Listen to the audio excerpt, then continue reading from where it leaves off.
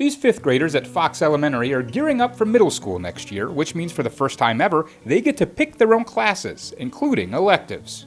I'm thinking of doing the trombone for middle school or the drums. That is music to the ears of Mr. Binns, the music teacher here at Fox. But just in case there are other students who aren't sure what they want to do, Mr. Binns asked 2 of his friends who are professional musicians to speak to his students about their experiences. I liked that I have a friend that is a lawyer that's working as a musician, and a mayor. That's pretty cool, right?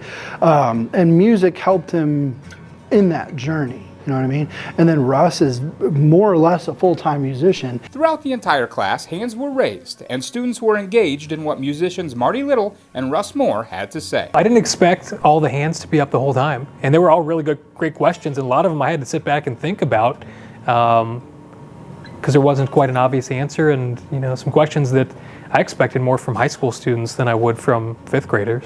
Yeah, but it's really cool to think about that these kids are really listening and that they really are impressionable, and that something that we say could cause them to take a risk or to step out in a particular direction.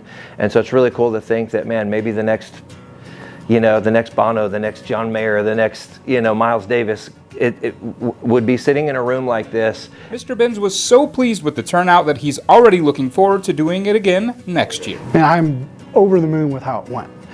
I think you always are able to look back on something and see, how will I do this differently next year?